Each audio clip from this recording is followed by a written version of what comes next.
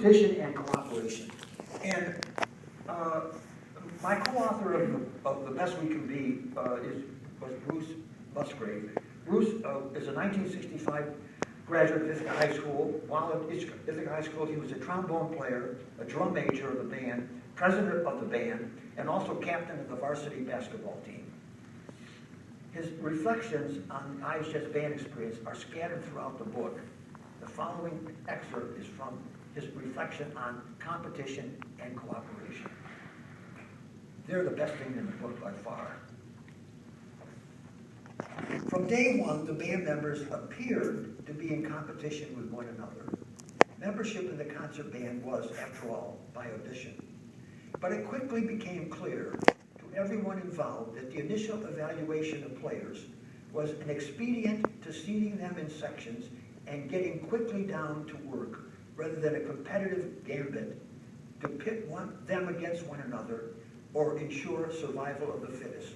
On the contrary, everyone knew full well that for the band to prosper, the least fit had to excel.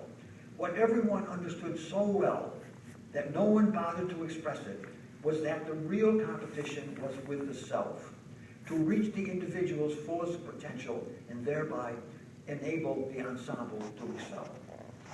There was little question that the better player would earn the lead chair, and no one resented even slightly that reality, which seemed only just. What was far more important to everyone than who sat first chair was the ongoing competition with the self. Am I doing all I can to optimize my playing and personal growth?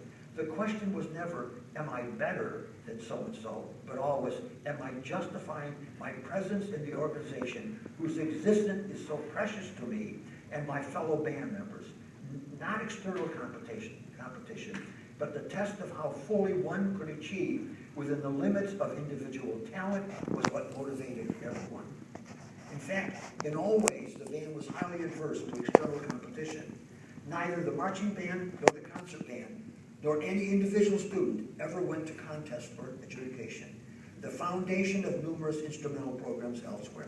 Mr. B clearly preferred that his bands compete against their own perceived standards of excellence, against the demands and challenges posed by the music itself, and against his own aesthetic ideals. There was also a degree of relativism to his standards. A player of modest ability could be expected to achieve a solidly workmanlike performance, but clearly gifted players had to surpass that standard to satisfy their director. If the attitude of the program towards competition was unorthodox, the orientation towards cooperation was very, very clear. Mr. B expected cooperation. He devised tasks that were impossible to achieve without it. He lauded clearly cooperative efforts, and he demanded cooperation when it was absent. Nowhere were these demands more apparent than in rehearsals of the full ensemble.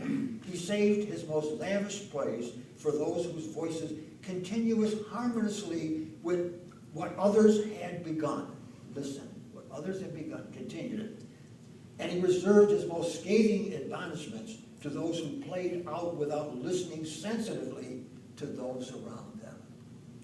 The message was clear. Cooperate fully with those around you as you compete against the standard of the best that you can be. Then, if we are all equal to that competition with the self, and if we all work together for the common good, we have the chance of achieving together sublime moments that others may not have managed to contemplate. End of quote. Cooperate. That's what we're trying to get our people to understand. That through cooperation, we can achieve incredible things. Tell it to the United States government. Not competition. The Board of Education in Ithaca was against. You could not, no musical group, no individual student could compete in music. It was an art. Art is supposed to nurture an appreciation of music, no matter who plays it and no matter who excels, we applaud the achievement.